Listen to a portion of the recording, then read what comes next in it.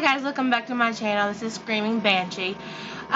So today I'm going to just start out a new series on my channel of my paranormal experiences that I have had. This would have happened at my cousin's house, who lives in a different city than I do. So, but first, before we get to that, I have contacted a couple of my friends, and they have given me their paranormal experiences, and I would like to read those for you first. So I want to apologize for any shakiness of the camera. My setup is not the greatest right now. I am actually just recording on my computer, so my actual camera is broken, so, and it's not broken, but it doesn't record like it should. Like, if you hit the shutter button, it won't do anything. So I gotta figure out what's wrong with that before I can use that. I'm also planning on getting a new one eventually when I can afford it. So without further ado, let me get on to these stories. The first story that I have here comes from my cousin. His name is DJ. Alright, now he has 5 different stories that he has given me. And he didn't tell me about the one that he and I experienced together, so I'll go ahead and tell you that one. We were sitting at my grandma's house. He used to come over to my grandma's house every Sunday because we used to go to church together. So he would come over early and we would hang out until my grandma got home, and then we'd hang out throughout the day. He'd go to church in the night with me, and then his parents would come and get him. So we went to church 2 times a day, Sunday school and regular church, and then he would go home. Well, we were sitting there one day, it was before my grandma had got home, and we had this program on my old computer called Audacity, however you would like to pronounce that. But we were using that, and we were kind of doing an EVP session type thing. We were asking questions, because I had experienced a few things in that house, just nothing significant enough to say, oh, well, it was a ghost, it was this, it was that. It was nothing significant enough for me to sit here and tell you what those experiences were. Here in a few minutes, I'm also going to read a couple more stories from my friends.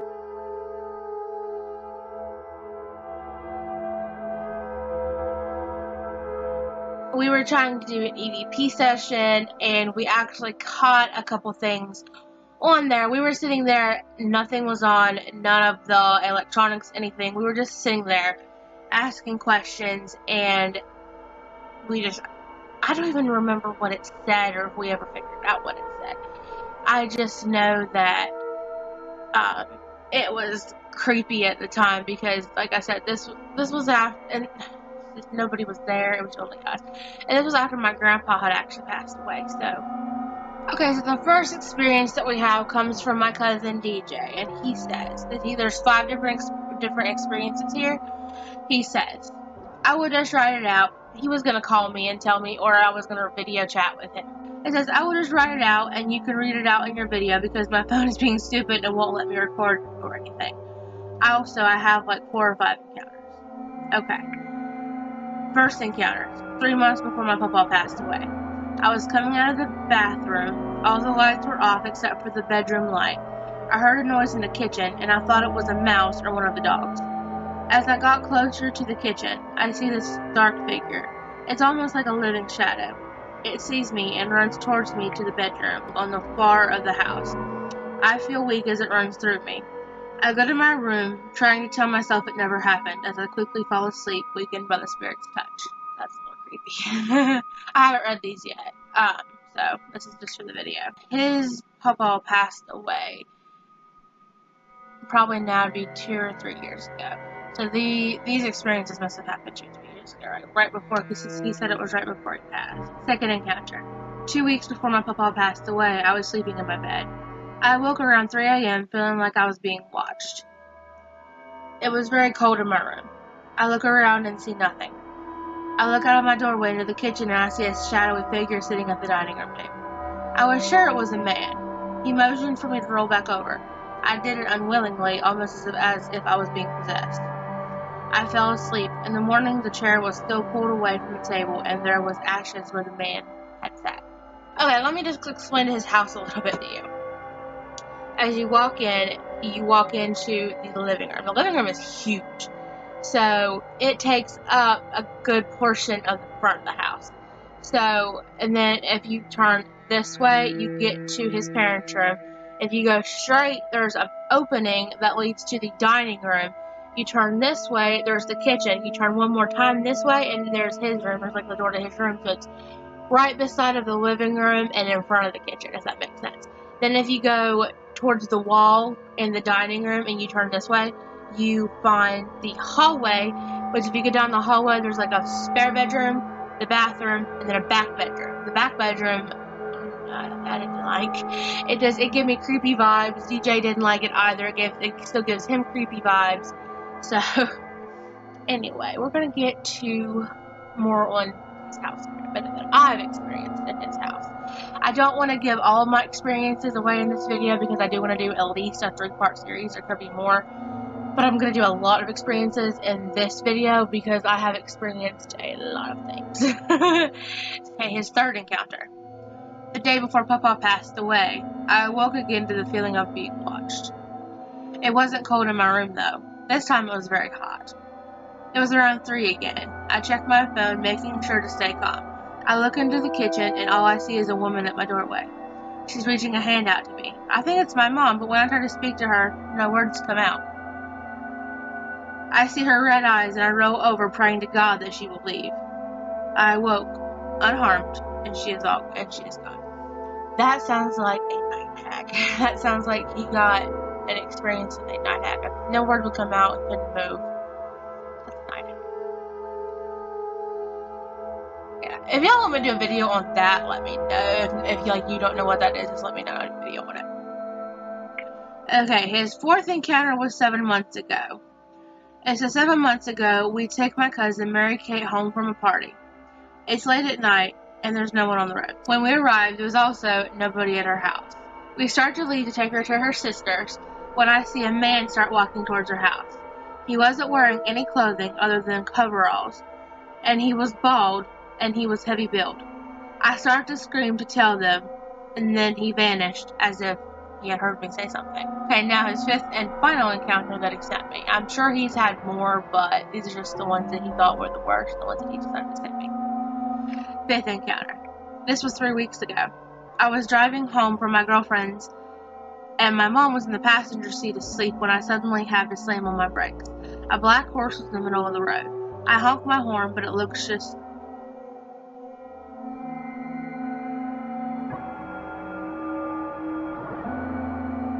Y'all gonna stay in for part 3 of this video for my experiences where I am right now. A black horse is in the middle of the road.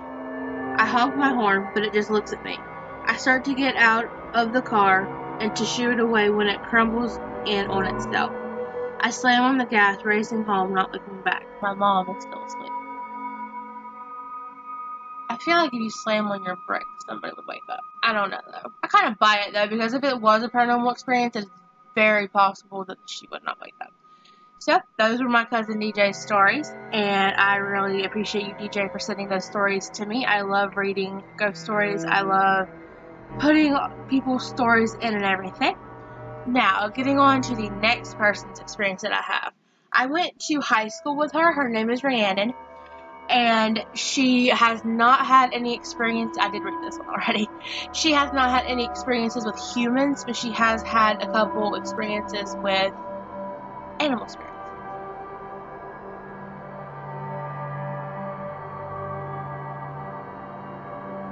Why did I wait until my boyfriend went to work?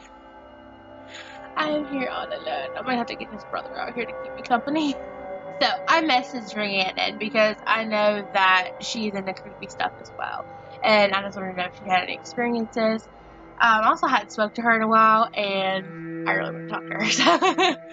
Okay, so I said, have you ever had a paranormal experience? She says, this is going to sound weird, but I haven't had a paranormal experience with humans. I have with animals. After my hamster died, if I held my hands out while sitting on my bed where I always held him, I could feel him crawling up on my hands. Several things like that have happened. And I said, it was like you could hold your hamster after he passed. She said, yes. Okay, make sure you guys, I was just talking to my cousin, Danielle. Make sure that you guys tune in for part 2 because we're going to have some of her experiences, which include audio clips, pictures, everything. She just asked me if I wanted those or just details, and I'm like, girl, give me everything. I want it all for this video. So, alright, so, now Danielle is probably one of my closest family members, period. Like, me and her are basically like sisters. I love her to death. So, this experience that I'm going to tell you about actually took place in her house. Now, everybody else, I'm going to change their names just because I don't want. Yeah, I feel like I should change their names. Okay, so. Alright, so everybody that was home, this was after her grandpa had passed away. So, me and my mother went over there a lot. Like, we went to spend a lot of time over there. We helped them out after he died, and, you know, we just spent a lot of time making sure they didn't need anything, making sure if they needed comfort, we were there. So, we had went over there that day, and it was like probably 11, 12 o'clock at night at this point. It was dark, it was quiet at night, there was like hardly any traffic on her road. Now, this was one of the only nights that my grandma had not went with us. We'll call my grandma Crystal. This was one of the only nights that my grandma Crystal had not went with me. So, I'm going to write these down, that way I know who I'm talking about here. Danielle's real name is Danielle, so she's the only person in the story besides, not even myself, I'm known as Daisy. So, she's the only person in this story who is going to have their real name. So, we're going to call my mom.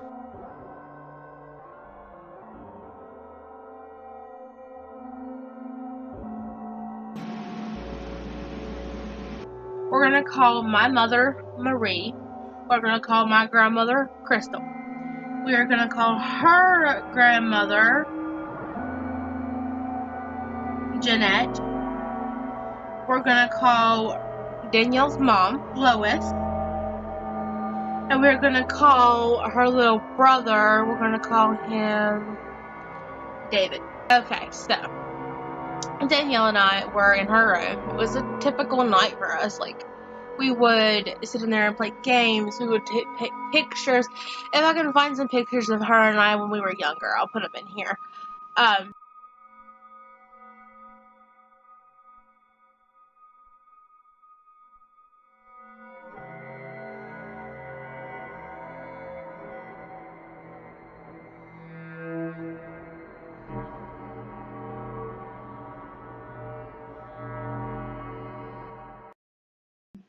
But we would take pictures, we would sing songs and record them. We would just have fun. We were typical little girls, like we were typical teenage girls.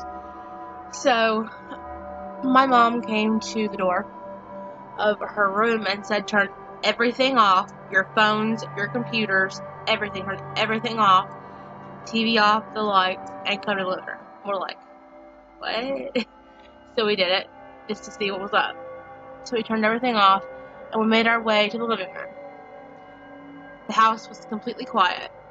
The house was completely dark. There was nothing. There was nothing happening there. So, we're like, what's going on? So my mom is sitting in the chair. And there's a couch, a chair up here, like,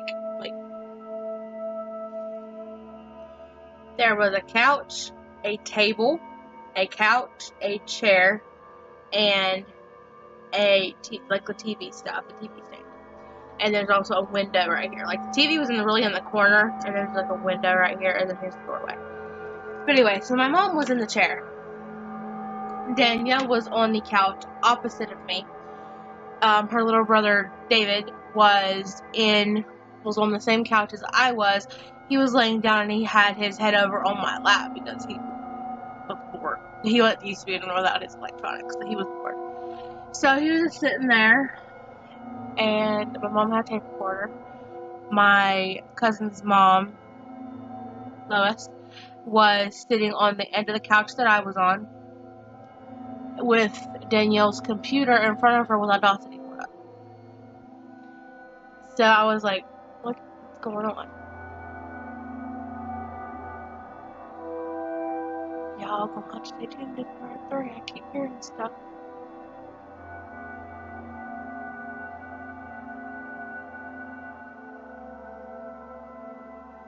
Anyway, so my mom starts asking questions. They turn the recorders on and start asking questions. We're sitting there, and Danielle got up and moved to the floor in front of the doorway that went back to the kitchen.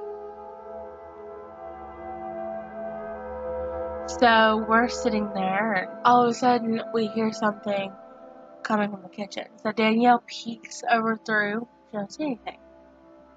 We heard it a couple more times.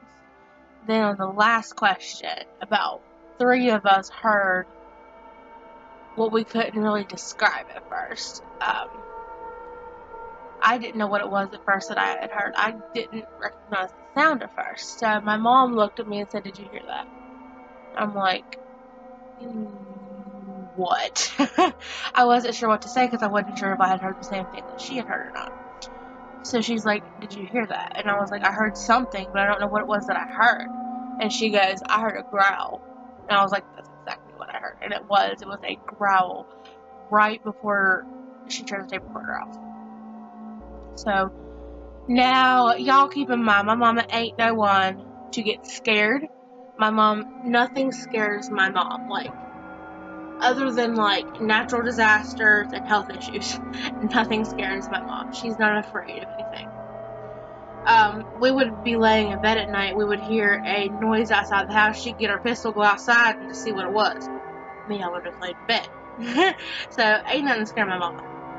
So she goes out, and they're listening to the recording, with Lois.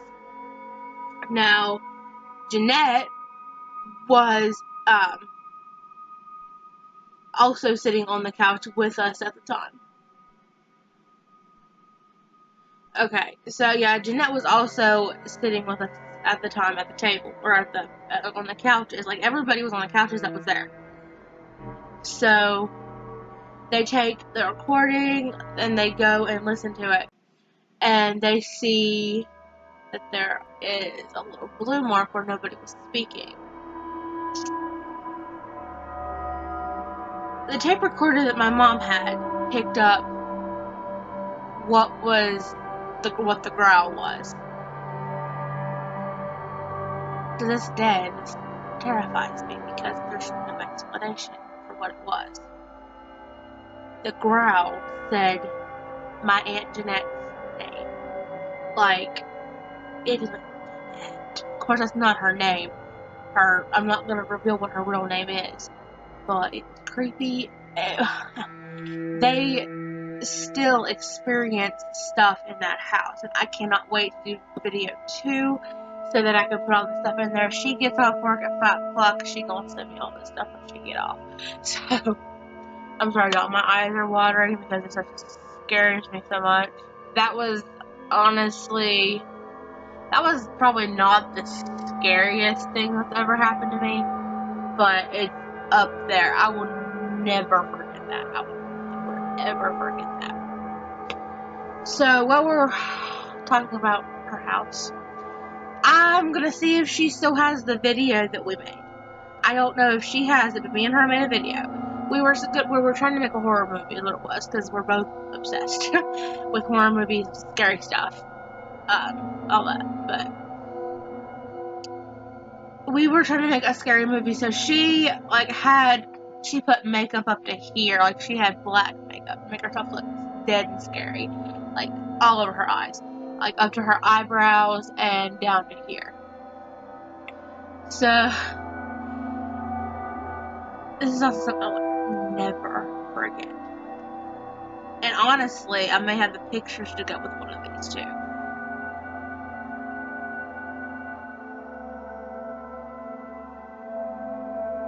And again, y'all, clicking coming from back in our bedroom.